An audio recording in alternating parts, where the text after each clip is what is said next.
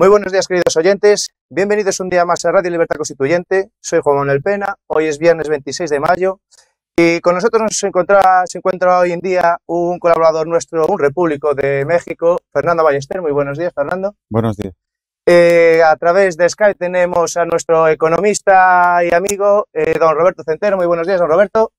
Muy buenos días a todos. Y, cómo no, a nuestro maestro, mentor, don Antonio García Trevijano. Buenos días, don Antonio. Sí, que ya va siendo hora de que venga de vez en cuando.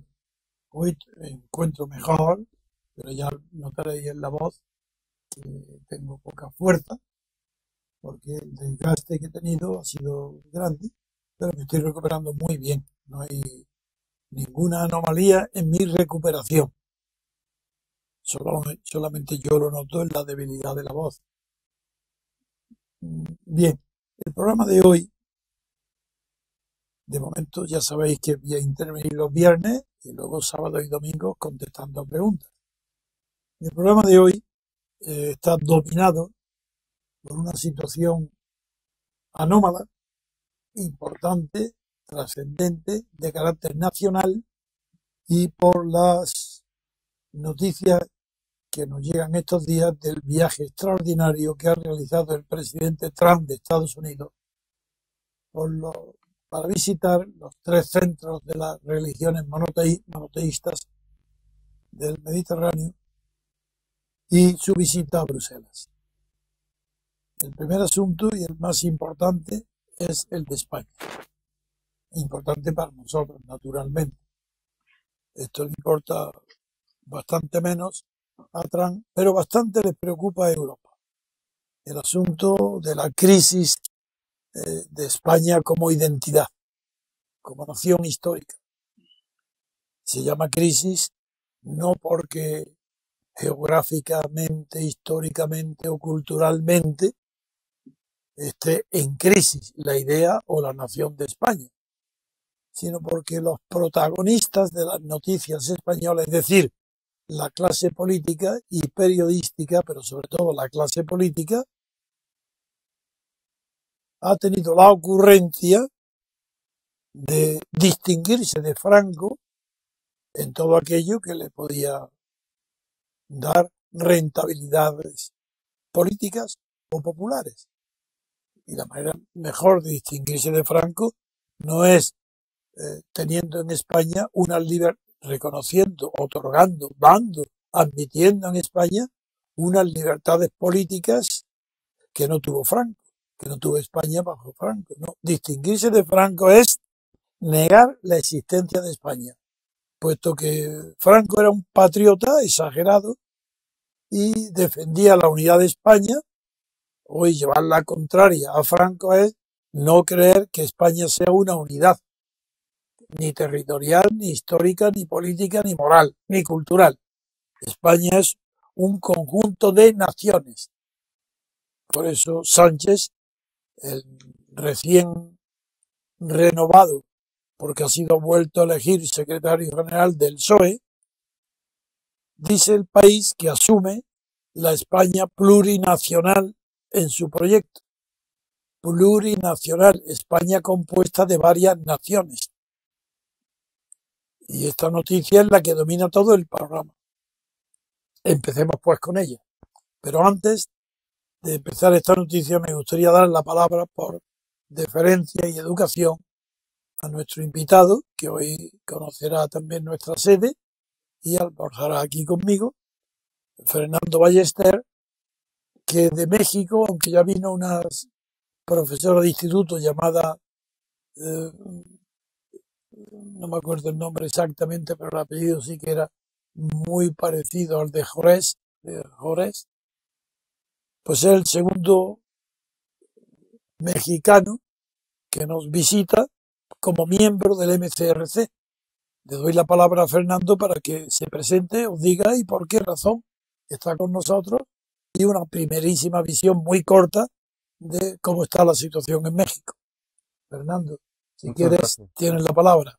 Gracias, don Antonio, y gracias por recibirme en su casa y aquí, y con mucho gusto les hablo. Bueno, yo soy español y también soy mexicano. Vivo en México desde hace 9 años aunque mi historia con ese país pues tiene ya casi 20. Y bueno, pues yo recordaba como creo que muchos repúblicos sus programas en la clave, sus participaciones defendiendo unas ideas que tenían poco que ver con los demás participantes de esos programas. Y como hace año y medio, a principios de 2016, volví a tomar contacto con usted a través de los programas de radio y ahí decidí en forma congruente pues hacerme asociado al MCRC. Y también porque entendí que era un movimiento cultural y no político. Eso para mí fue muy importante y determinante. Puede ser prepolítico, como otras veces he mencionado, pero en definitiva no somos uno más de la banda de partidos políticos o pretendientes al consenso y al pastel ahí para todos, ¿no? Y bueno, pues no sé si que amplíe más. Yo le comento que creo que sobre todo la idea de la libertad política colectiva, que cuando uno la piensa con un poquito de esfuerzo y recogimiento personal, ¿no? Como dice usted, el pensamiento es de uno, ¿no? Pues creo que es una idea muy sencilla, pero muy poderosa, porque desde luego yo no entiendo cómo alguien la podría rebatir si honestamente la reflexiona, ¿no? Y también me parece muy importante pues entender toda la mentira en la que se ha convertido por lo pronto la transición española y cuáles son las reglas del juego que hoy imperan en este país y en muchos países. Y no digamos la vida política en tu país de residencia y Bueno, de nacionalidad, México. sí, ahí como alguna vez he mencionado en el programa, pues el tema de la corrupción es omnipresente y además es algo institucionalizado desde hace muchos años, ¿no? Pero parece que ahora la idea de Trump y del muro se han apaciguado, ¿no? No está ya tan... Bueno, básicamente es que en los hechos no ha ocurrido nada especial. Lo único que se avecina es quizás la renegociación del Tratado de Libre Comercio con Estados Unidos y Canadá, pero no ha ocurrido nada más. Lo que sí, desde luego, provocó mucho miedo en muchas familias mexicanas por toda la amenaza a pues, personas mexicanas que residen en Estados Unidos, el tema del muro, el tema de cómo le toma el pelo un presidente estadounidense a nuestro presidente, que tampoco es que tenga una imagen en México, el señor Peña Nieto, pero bueno. Y en México concretamente yo creo que es un país que le faltan bastantes hervores antes de poder acoger la idea de libertad política colectiva y por lo pronto parece que para las elecciones del año que viene pues está muy bien situado Andrés Manuel López Obrador.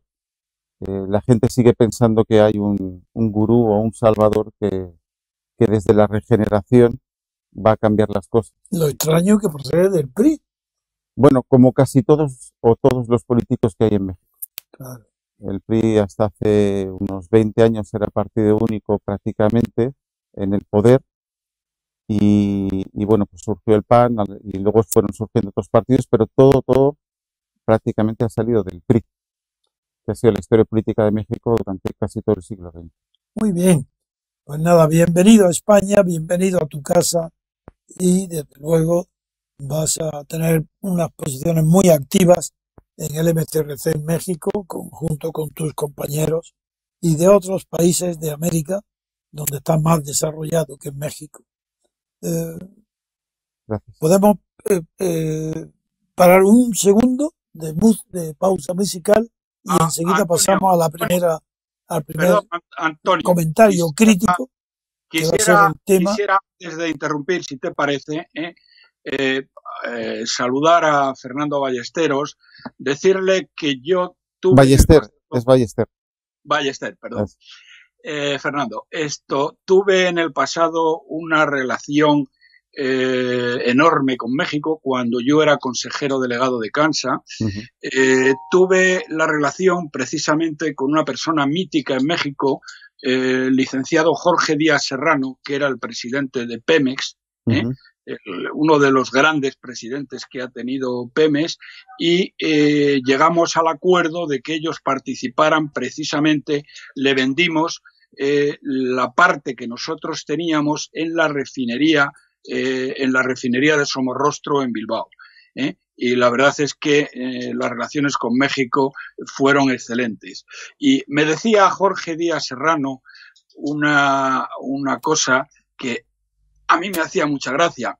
Y dice, mire usted, señor Centeno, los mexicanos somos los descendientes de los conquistadores, mientras que otros países del área son descendientes de los piratas del Caribe.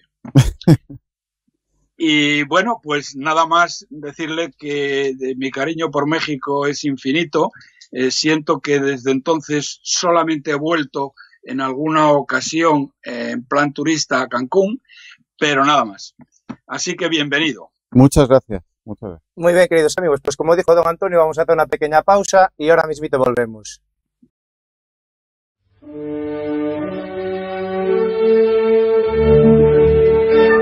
Estrenamos nueva web, www.mcrc.es. Desde ella podrás acceder a todos nuestros contenidos: diario, radio, televisión, hoja de afiliación. Interactúa con nosotros con el nuevo botón Iniciativas para la Acción. Cuéntanos tu propuesta para ayudar al MCRC en sus objetivos. Colabora con el MCRC activamente. Entra en la web, dinos a qué te dedicas, qué labor puedes desarrollar y nos pondremos en contacto contigo. Todo desde un solo acceso, todo desde www.mcrc.es.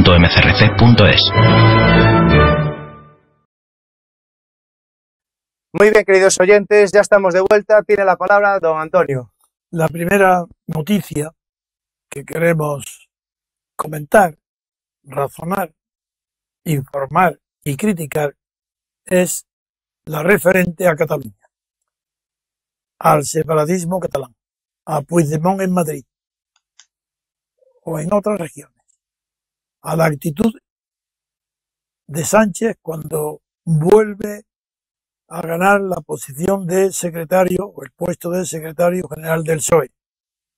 Los titulares del País en primera página y toda la información, como del Mundo, como todos los periódicos, la noticia de hoy es que Sánchez asume la España plurinacional en su proyecto, y en su proyecto es el Estado federal.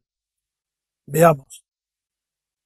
No importa nada, ni que Sánchez asuma la plurinacionalidad de España ficticia, inexistente, irreal, fantástica, ni siquiera imaginativa, sino algo de fantasía.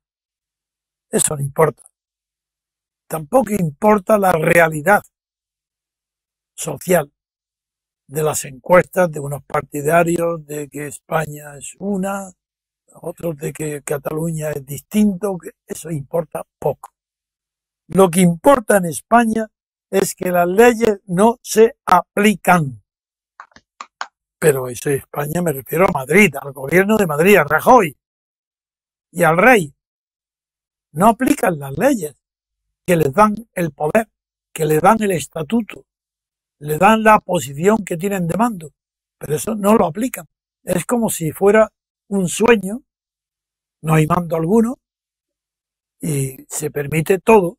Pues Puigdemont dice, vamos a desconectar, como si fuese una compañía eléctrica que no paga el recibo y te desconecta el suministro de gas o del agua. El secesionismo, el separatismo catalán, los sediciosos catalanes desconectan de España y ya está, ya son libres. Bien, lo que importa aquí es lo siguiente. Si el Código Penal, en todo su articulado referente a la sedición, que lo ha metido dentro del título de los delitos contra la Constitución, es decir, que antes de la Constitución del 78, pues no había delito de sedición, ni en la monarquía, ni en la República del 31, no había delito de sedición. Mentira, no había. Pero ahora, ¿por qué la Constitución considera que la sedición es un delito contra la Constitución? No, eso no es verdad. Es un delito que niega la realidad histórica y actual de España. España es un solo Estado. Es una sola nación. cualquier intento externo, visible, de convertir a España en un conjunto de naciones o en un Estado federal es un gravísimo delito, castigado en el Código Penal. ¿Por qué no se aplica? ¿Cómo explicar que siendo un delito tan grave el de sedición penado con cárcel, años de cárcel hasta de 15 años, de 10 años, según que tenga autoridad o no el que lo promueve? ¿Cómo es posible explicar que algo tan grave y tan patente que está en el Código Penal vigente no se aplique, ni siquiera se haga el amago de aplicarlo, ni se amenace con aplicarlo? Se amenaza con echar encima de los separatistas catalanes al Tribunal Constitucional. Menudo miedo les da. Y les da, figuraros cómo son los catalanes que les da miedo que el Tribunal Constitucional los declare fuera de la ley y que les imponga penas y castigos pequeñitos, pellizquitos de monja. Pero el Código Penal, ¿por qué nadie habla de él? Pero ¿cómo es que es posible que exista un Código Penal que no se aplica? El Código Penal marca la naturaleza y la intensidad de la represión política existente en un país. Sí, incluso en los delitos menores. Mejor dicho, más que en los delitos menores, en los delitos societarios de la sociedad civil, los que no tienen que ver con la política, también el Código Penal cumple la función de ser el instrumento represivo para mantener el orden público. Y para mantener el orden político, el orden de la nación, del Estado, existen los delitos de sedición y rebelión. Como para que haya rebelión se necesita que intervenga un factor extranjero y aquí no lo hay, pues estamos en presencia de un gravísimo delito de sedición, del que son culpables todas las instituciones catalanas de la autonomía, todas. ¿Por qué Rajoy y la niña Santa María están bajo la consigna unánime y respetada por todos, reproducida en todos los periódicos, diciendo, el gobierno español dice ante el separatismo y la secesión y la sedición, dice, lo importante es que no nos adelantemos? ¿Pero qué es esto? ¿Que no nos adelantemos a qué? ¿A que el delito esté consumado, terminado? ¿Que la separación ya sea un hecho? ¿Cómo que no nos adelantemos? ¿Pero qué función? ¿No tiene función preventiva la persecución de los delitos? ¿No es la primera función de un policía evitar que se cometa un delito? La segunda será reprimirlo. Pero no es la primera evitarlo, entonces hay que adelantarse al delincuente. ¿Por qué los delincuentes a bombo y platillo están anunciando hasta la fecha de la desconexión que van a retirar el enchufe, el cable, para separar a Cataluña de España? ¿Por qué? Si lo están anunciando no se actúa. Dice Rajoy, lo importante es que no nos adelantemos. Y repite Santa María, no nos adelantaremos, no nos adelantaremos. Esta es España. Este es el gobierno de cobardes que hay en España. Pero es que acaso no se atreven a poner en la cárcel a quien está destruyendo la unidad de España a los ojos de todo el mundo y presumiendo de ello. Pero es que no está Puigdemont tomando el pelo junto con todos los separatistas que lo siguen al gobierno español y a la prensa española anunciando que ellos lo que quieren es la separación de España, la sedición, un delito gravísimo. Pero ¿cómo no se da cuenta España que es la autoridad moral y represiva del Estado y del gobierno la que ha sucumbido a manos de los separatistas? Esto es gravísimo. Pero ¿con qué energía van a actuar Rajoy y la Santa María? ¿Cómo van a actuar? ¿Contra qué tipo de delito van a actuar? ¿Contra los robagallinas o los robaperas? que esperan. Dice, lo importante es esperar. Esperar que vaya a las Cortes a explicar su plan. Bueno, ¿esto qué quiere decir? Que un Estado cuyo gobierno, pudiendo hacerlo, no hace uso de los instrumentos legales que tiene a su disposición para evitar primero y castigar después los intentos de graves delitos de carácter político, como es el de la sedición, ese gobierno no existe, está incapacitado, está inmoralmente ocupando un puesto que no le corresponde. No es capaz de defender a España ni de unidad de España fuera del gobierno. ¿Y cuál es su sitio? La cárcel. La cárcel, porque todo aquel que no persigue un delito también tiene, en virtud del artículo que creo que es el 408, también está obligado, el que no lo hace, incurre en una pena de inhabilitación. Tiene que ser inmediatamente destituido. ¿Cómo pueden los españoles, los periódicos, estar todos los días mirando el espectáculo de la sedición, la ruptura de España, y no hacer nada bajo la consigna? Lo importante es no adelantarse. No nos adelantemos. No adelantemos a que Cataluña se una con Cerdeña y formen ahí un país mediterráneo. ¿Qué es esto? Bueno, esta es la vergüenza de la cobardía, porque este es el carácter del régimen que hay hoy en España después de Franco, fue la pusilanimidad.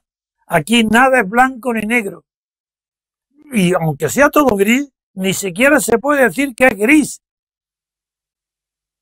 Aquí nada es condenable. Todo es cuestión de opiniones. La unidad de España, cuestión de opinión.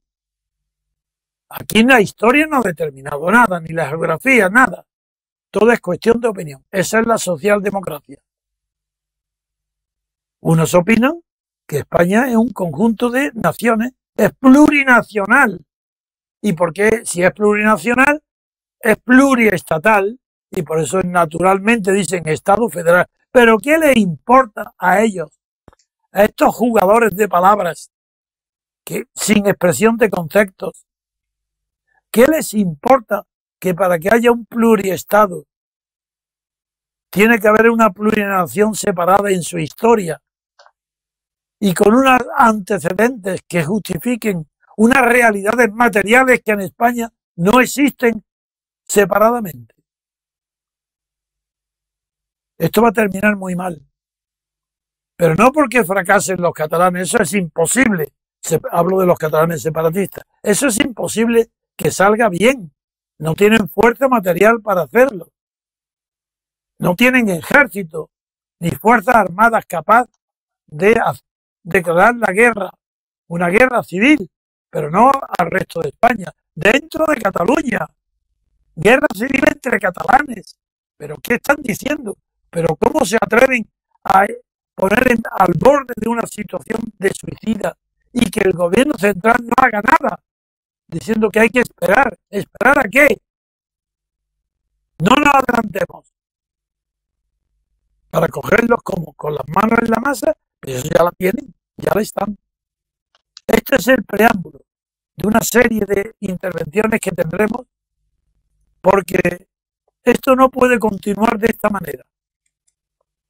Nosotros no somos un partido político, somos una asociación cultural. Culturalmente es un disparate la sola idea de sostener que España es plurinacional o un Estado federal. Estado federal, pero para que haya un Estado federal tiene que estar antes, previamente, 17 estados separados.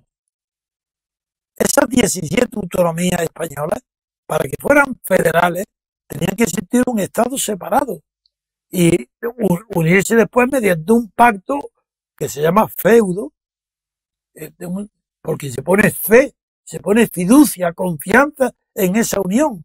Pero ¿cómo va a ser España un Estado federal si nunca desde su existencia ha existido más de un Estado en España? No hay más que uno. Lo dividimos, vamos a dividirlo y luego lo pegamos. ¿Con qué se pega? ¿Con pegamento? ¿Cómo se pega eso? ¿Cómo se hace? Es demasiado, demasiada irresponsabilidad, demasiada incultura, demasiada ignorancia, demasiado atrevimiento, demasiada corrupción, demasiada ambición personal para repartirse los trozos de España. No les basta con las autonomías. Ahora quieren que sean estados. Estado federal.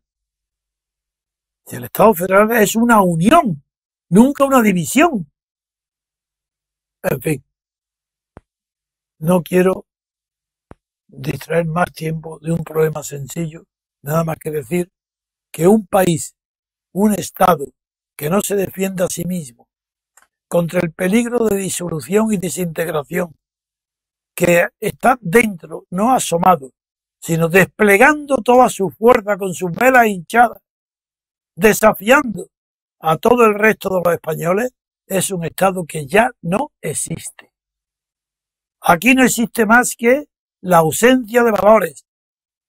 ¿Cómo calificar a un español que sienta pena de su patria, pena de su nación, pena de su Estado y quiera reconstruirlo? No, quiera defenderlo, darle fuerza, darle personalidad moral. ¿Por qué seguir obsesionados con Franco 80 años después? Pero qué vergüenza es esta. Porque Franco defendió la unidad de España. ¿Vamos ahora a ser antifranquistas y destruir España? Este es solo el mensaje de hoy. Vamos a darle la palabra enseguida, después de un breve descanso. Antonio, dime, Roberto. Antes de pasar a otro tema, dime, Roberto. Es que hay 2 o 3 cosas que quiero comentar. Venga, de acuerdo.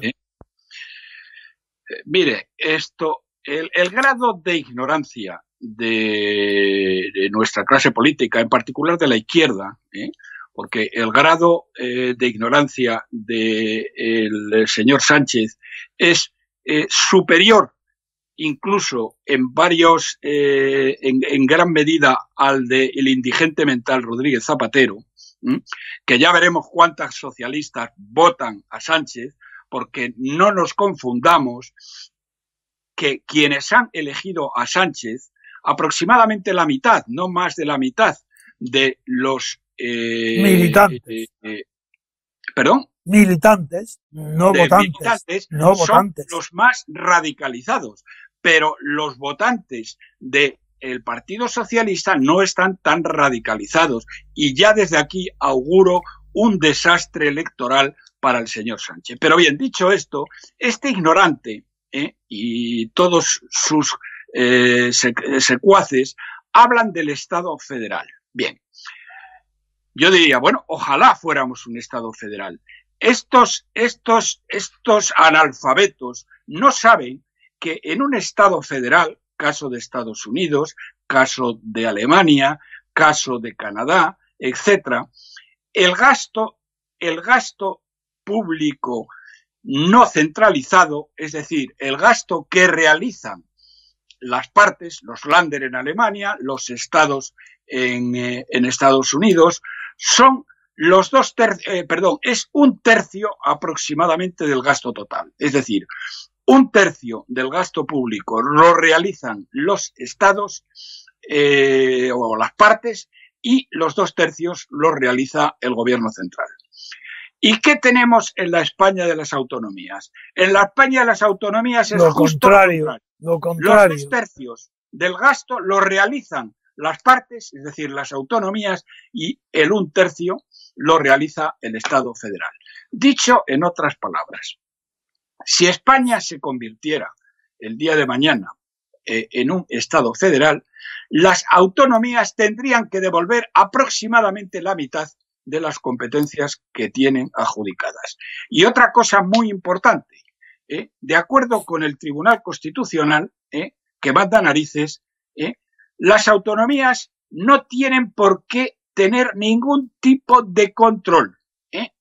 Todos los controles existentes, todos los contrapoderes que podrían existir han sido eliminados con la bendición del Tribunal Constitucional. De ahí que el Tribunal Constitucional sea parte esencial en la corrupción que anega a este país en todas sus partes y en todos sus sitios. Bien, en los estados federales hay toda una serie de controles que el gobierno, los gobiernos centrales ejercen sobre los länder y sobre los estados, los diferentes estados, caso de Estados Unidos o de Canadá.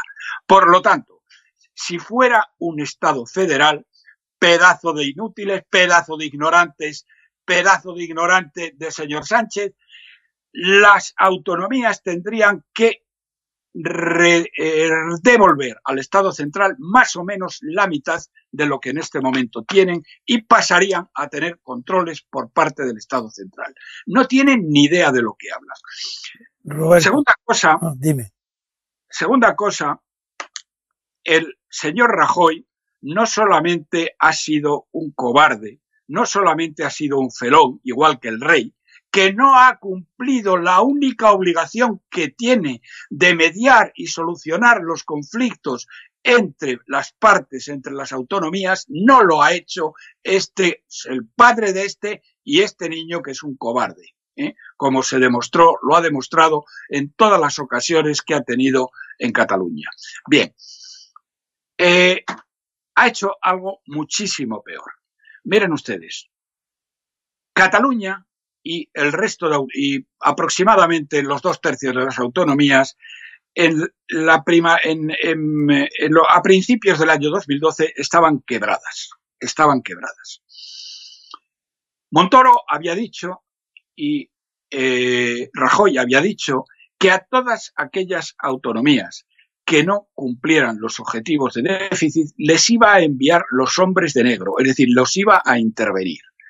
Bien, ¿qué es lo que ha hecho en realidad? Ha hecho justo lo contrario. Les ha dado un río de dinero, en total hasta este momento 215.000 millones de euros de nuestros ahorros para que estos golfos puedan seguir despilfarrando y sin control alguno. Eso es lo que ha hecho el señor Rajoy. Pero es que además, en el caso de Cataluña, que se ha llevado la parte del león de estos 215.000 millones, se ha llevado 66.000 millones de euros, porque Cataluña está total y absolutamente quebrada.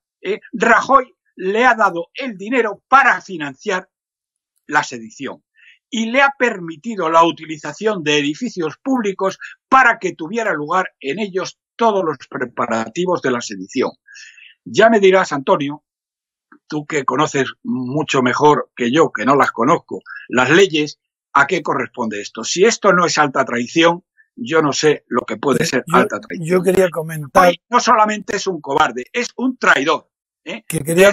desde la época de el conde, vamos a ver, desde la época de los musulmanes, en que unos traidores a la corona, a su rey, le hicieron perder la batalla de Guadalete y nos llevaron a 800 años de guerras con el Islam hasta expulsarlos, no ha habido un traidor tan grande como Mariano Rajoy Brey y su genio tenebroso, la señora Sáenz de Santamaría, que por lo que hizo el otro día invitando a el traidor Puigdemont al Parlamento, debería ser detenida y encarcelada. Bien. Esto es lo que quería añadir. Sí, a lo no, que ha hecho bien, porque me permites a mí explicarte a ti y a la audiencia por qué razón has dado algo que revela la falta de cultura y de inteligencia de la clase política actual en España. Y lo has puesto muy bien de relieve diciendo, si supieran que en el caso de hacer el Estado federal, las autonomías tendrían que devolver más de la mitad de lo que reciben, de lo que han recibido, te voy a decir por qué es la razón. La razón es jurídica, porque el Estado federal, a diferencia del Estado confederal, se distingue por una sola norma, que es la norma residual. En el Estado federal existe una norma supletoria que dice todas aquellas competencias que no están específicamente detalladas a favor de los estados pertenecen al Estado federal. En el confederal es al contrario. La regla residual es la contraria.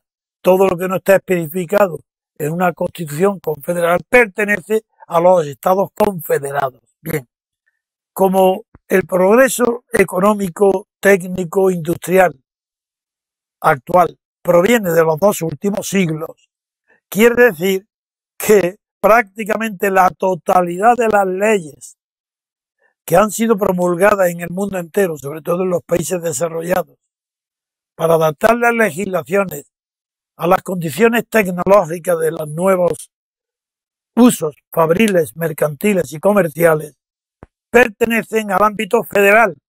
Por esa razón han quedado muy en esqueleto las normas, las capacidades normativas de los estados federados. Esa es la razón por la cual tú has dicho muy bien lo que pasaría si en España fuera un estado federal. Las autonomías no podrían sostenerse, tendrían que devolver el dinero que han recaudado de más y tendrían mucho menos que lo que han recibido hasta ahora. Eso es lo que quería añadir, la explicación jurídica, técnica, de que por qué en el Estado federal las autonomías quedarían enclenques, deficitarias, no podrían subsistir. Bien, pero más. Fíjate, Antonio, queridos amigos, es que es más todavía. El único Estado confederal que yo conozco, no sé si habrá alguno más, pero el único Estado confederal que yo conozco es la Confederación Helvética, es decir, Suiza. Es un Estado confederal. Bien, en Suiza, el gasto que corresponde a las partes confederadas es del 52% del gasto público. Sí. En España, las autonomías tienen asignado un gasto superior al 60%. Sí. Es decir, mucho más del que tienen la Confederación Helvética. Me alegro que lo aclare. Que me alegro mucho que lo aclare. El grado de ignorancia de nuestra clase política. Es que no saben nada de nada. Gente pavoroso. Pavoroso. Solamente están pensando en robar y por tanto tienen que darle a la autonomía el máximo dinero que pueden para apropiárselo, para robar. Quieren dotaciones para robar. En fin, vamos a una pequeña pausa musical y pasamos ya al viaje de Trump por los distintos países mediterráneos y por Bruselas. Muy bien, queridos oyentes, pues hacemos un pequeño descanso y ahora mismo volvemos. Democracia es separación de los poderes en elecciones separadas. Elegir a personas, no a partidos del Estado. La democracia es la libertad para elegir a los candidatos. La democracia es una forma de gobierno, no es algo gradual. España no es una democracia. Porque la libertad no se otorga, se conquista. Porque la libertad exige ver más allá de la propaganda y de la mentira. Para que tengamos libertad política colectiva, no les votes, porque la libertad viene en nuestra busca.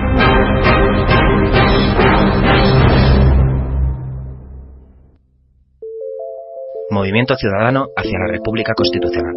Visítanos en mcrc.es. Muy bien, queridos oyentes, ya estamos de vuelta. Don Antonio, cuando usted quiera.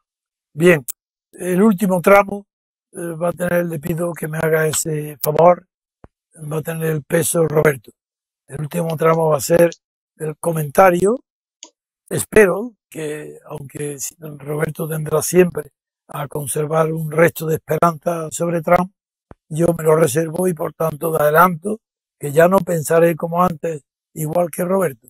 Ahora tengo mis dudas sobre este hombre tan inconsistente, tan inconstante y que no se sabe si a largo plazo mantendrá alguno de sus ideas o irá variando a medida de sus caprichos, no de las circunstancias externas, aunque es verdad que sigue siendo un hombre distinto y a todos los presidentes anteriores, porque en medio de todas sus veleidades realiza contratos de unas cuantías inimaginables antes. Así es que está haciendo una revolución desde el punto de vista económico, pero eso se ve menos que sus gestos de grosería política, de falta de experiencia, de falta de educación, aunque reconozco que él va al grano, y cuando va al grano coge, arrampla con el granero. Pues venga, Roberto, Adelante con el Muy bien, informe. Antonio. Espero darte No muchos hechos disgustos. para que Eso. cambies de opinión. Pero bien, a lo que voy. Venga. El presidente Trump ha hecho su primer viaje fuera de los Estados Unidos a lo grande. Sus predecesores, Obama y Bush, hicieron su primer viaje digamos, en plan de cortesía, uno a Canadá y otro a México, es decir, en el vecindario. Trump no. Trump ha decidido hacer un viaje a lo grande. ¿Y qué es lo que ha hecho? Bueno, lo primero que ha hecho ha sido ir a Arabia Saudí. En Arabia Saudí, Trump se ha reunido no solamente con el rey de Arabia Saudí, sino con todos los líderes de los Emiratos del Golfo Pérsico. ¿Y qué ha conseguido? Bueno, ha conseguido firmar el mayor contrato de venta de armas de toda la historia por valor de 100.000 millones de euros. 100.000 millones de dólares. Naturalmente le han acompañado todas las grandes compañías de armamento, como son Boeing, como son Lockheed Martin, como son Raytheon, como son General Dynamics, etcétera, etcétera. Y que ahora pues están allí negociando con Arabia Saudí y con los países del Golfo, porque, por ejemplo, Bahrein ha comprado muchísimo armamento y el resto de países del Golfo lo mismo. 100.000 millones de dólares. Una barbaridad que ha hecho que la bolsa americana, sobre todo las acciones de defensa, hayan subido muchísimo en las últimas semanas. Pero además ha firmado contratos comerciales mucho más importantes aún, por valor de 240.000 millones de dólares. Es decir, de una tacada, el señor Trump, el denostrado Trump, el payaso de Trump, se ha llevado, y tiro porque me toca, 340.000 millones de dólares para la industria norteamericana y para la economía norteamericana. Eso es lo primero que ha hecho. Como decía El País, el viaje de Trump a Arabia Saudí ha sido un completo fracaso. ¿Qué entenderán los señores del País a las órdenes de Soros por un éxito rotundo? Por un éxito rotundo. Bien, esto es lo que ha conseguido en primer lugar. En segundo lugar, ha ido a ver al Papa. La visita al Papa ha sido una visita de cortesía, como las que hicieron sus antecesores a México y a Canadá, y donde por parte del Papa, la cortesía no se la ha visto en su cara. Ya, no, ahora voy, déjame continuar. Te dejo. Bien. La cortesía no creo que haya sido con el Papa, por el que supongo que, como muchos cientos de millones de católicos, no tienen ninguna simpatía por él, pero sí por los millones de católicos de Estados Unidos y del mundo en general.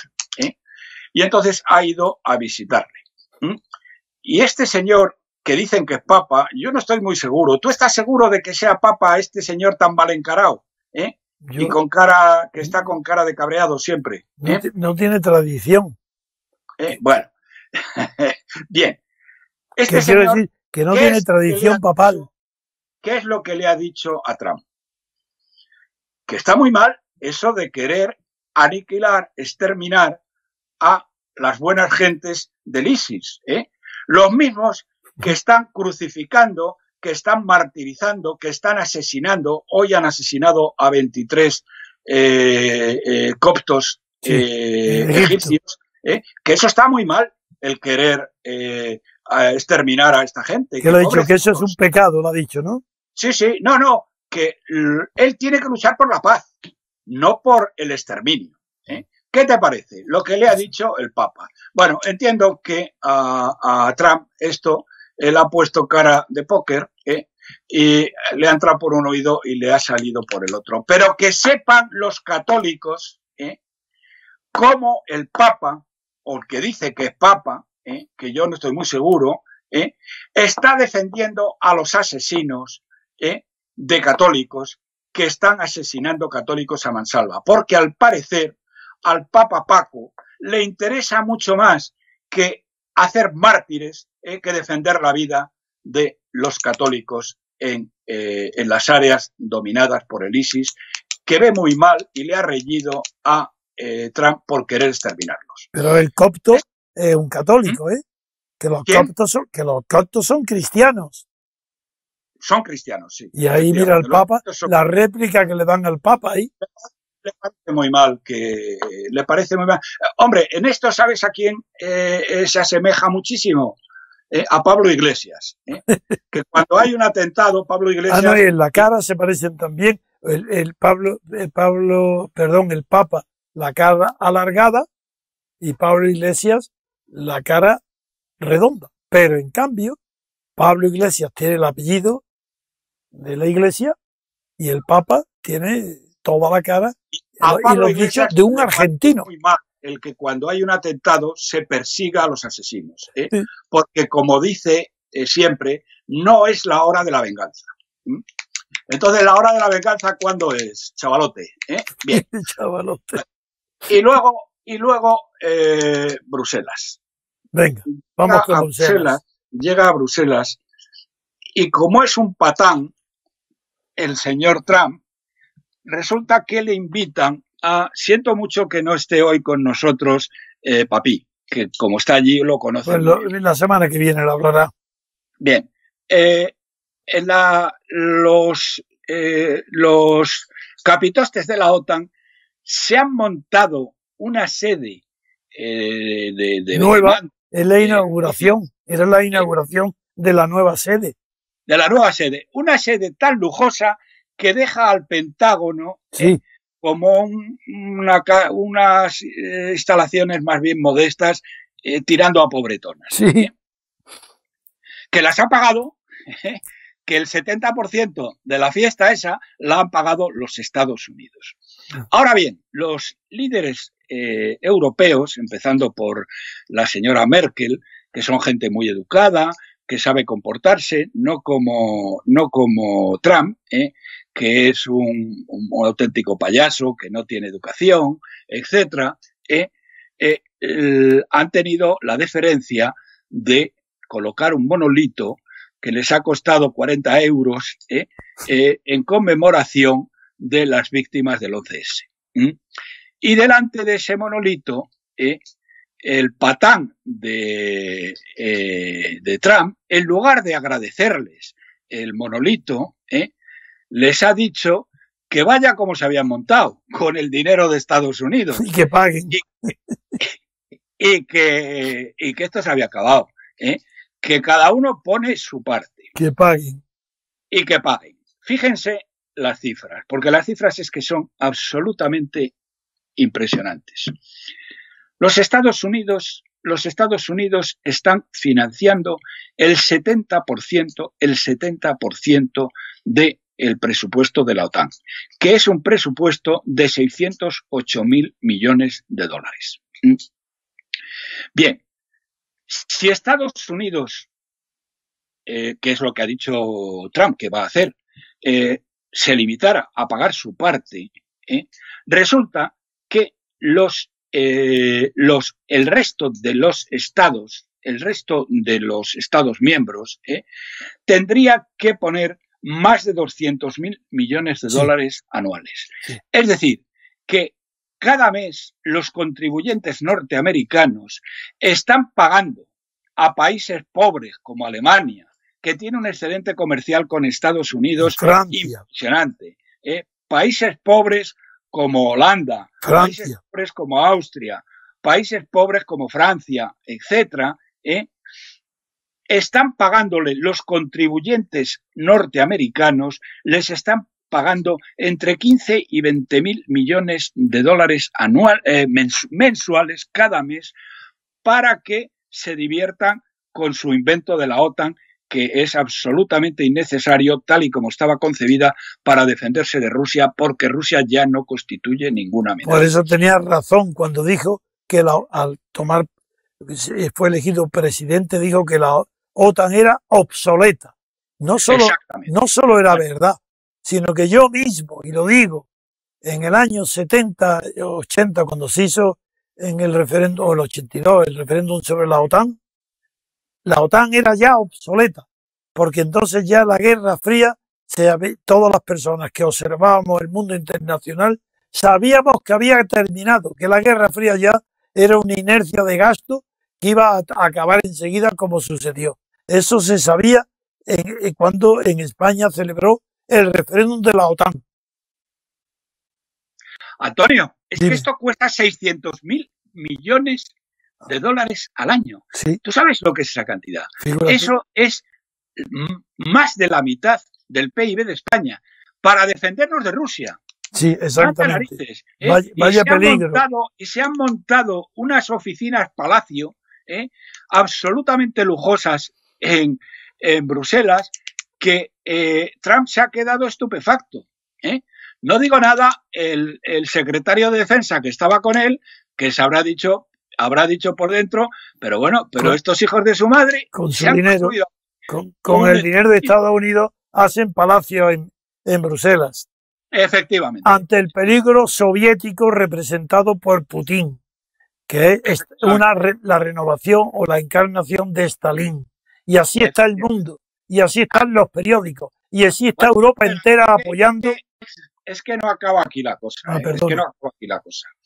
Lo que Trump les ha dicho, dos cosas. La primera, porque es un descarado, y un desagradecido. Fíjate que le habían puesto un monolito de 100 euros y no lo agradece el tío. Bien, esto les ha dicho, primero, que o cada uno paga lo suyo o se rompe la baraja. Punto número uno. Punto número dos, que la OTAN, que sí, que está muy bien y todo lo demás, pero para luchar contra el terrorismo. Sí.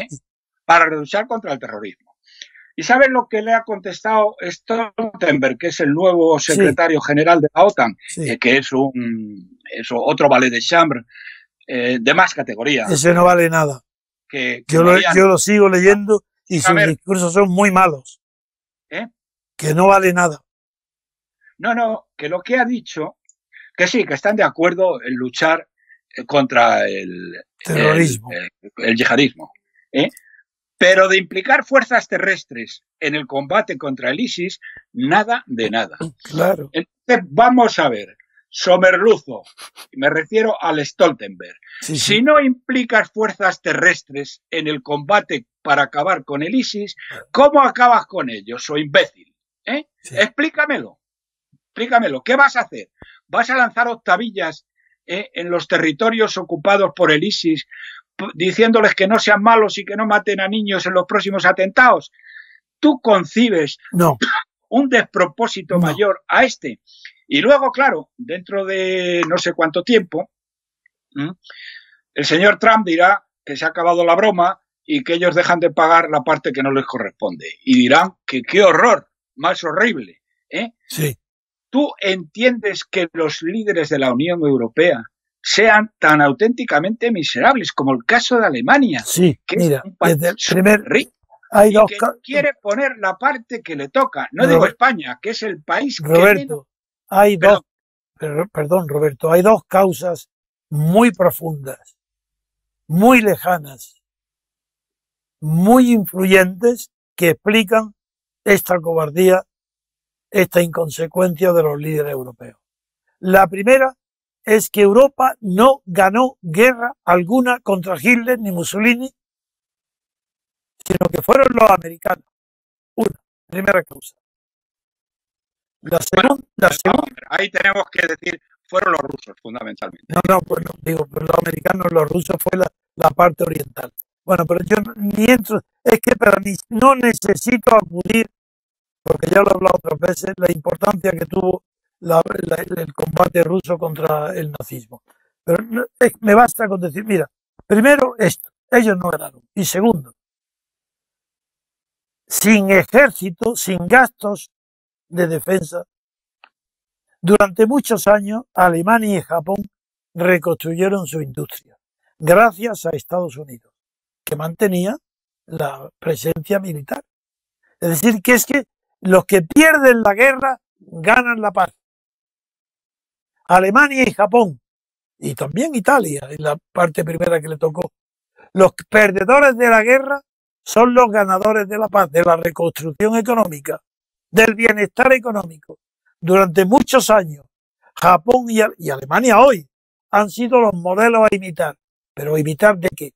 Si han tenido ellos un crecimiento sin gasto militar de defensa y con unas restricciones enormes de investigación y de otros que otros países no tienen. No, es que la soberbia de la clase europea está montada sobre una educación de ricos.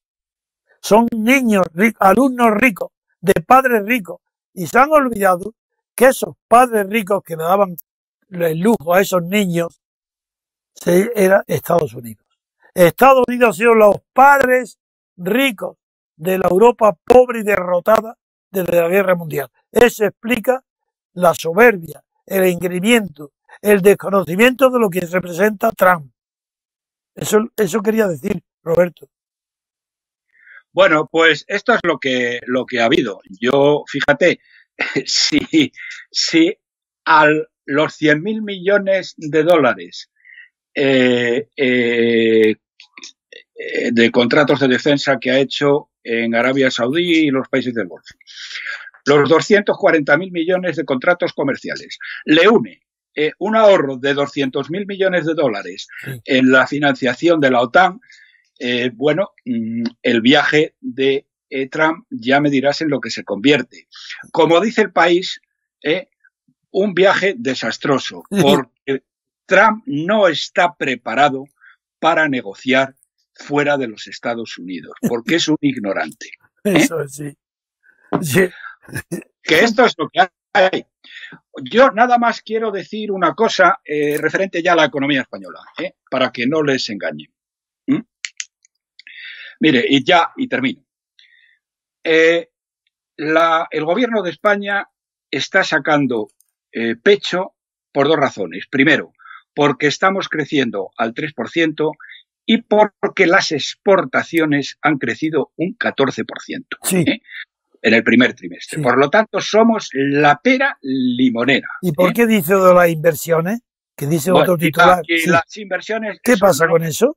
Bueno, no, las inversiones no lo he visto ahora mismo, pero la parte más importante es la que te estoy diciendo. Bueno. Es que verás, el 3%, esto es lo que dice, hemos crecido un 3%. ¿Qué significa haber crecido un 3%? Que la riqueza de España, si hacemos como que nos creemos la cifra que da el gobierno, ha crecido en 8.900 millones de euros. La riqueza creada en el primer trimestre de este año. ¿Sabes, Antonio, sabéis, queridos amigos, en cuánto se ha endeudado el gobierno de Rajoy en este primer trimestre? En una cifra superior. 22.500 claro, millones. Más del doble. Es decir, por cada euro de riqueza creada, nos han endeudado estos miserables, estos canallas, en 2,5 euros. Claro, más del doble. No hace falta tener muchas luces para comprender que un país que para crecer 1 se endeuda en 2,5 no va a la recuperación, va a la suspensión de pagos. Claro. Bien, primera cuestión. Segunda cuestión. Estamos exportando la pera limonera. 14% se han crecido las exportaciones en el primer trimestre del año 2017. ¿Y qué no dicen estos tíos? Pues no dicen que las importaciones han crecido un 17%. Por lo tanto, el déficit comercial se ha ido a las estrellas. 2.500 millones de euros de déficit comercial en el primer trimestre. ¿Qué te parece, Antonio? Las cifras de la prensa y la realidad. No, si es que les da igual, si es que son unos cínicos, es que no les interesa el razonamiento. No es más que propaganda, propaganda y propaganda, porque los periódicos están todos endeudados, viviendo del Estado igual. Es otra corrupción, los medios. ¿Y para qué hablar de las televisiones? Bueno, pues esto es lo que tenemos, muy señores. Bien, bueno. Exportamos, crecemos en exportaciones el 14 y en importaciones el 17. Así, ya ven ustedes. Muy bien, Roberto. Pues un fuerte abrazo. Lo mismo digo para todos y en especial para nuestro amigo de México. Eso es, y aprovechamos para saludar a nuestros seguidores y ahí tenemos más seguidores en México, pero aún le falta organización. Pero lo haremos. Contigo ayudarás a Mauricio y a esta señora, profesora de instituto y otros más. De acuerdo, pues hasta mañana. Muy bien, queridos amigos. Hasta aquí el programa de hoy. Un saludo a todos nuestros contertulios y hasta mañana.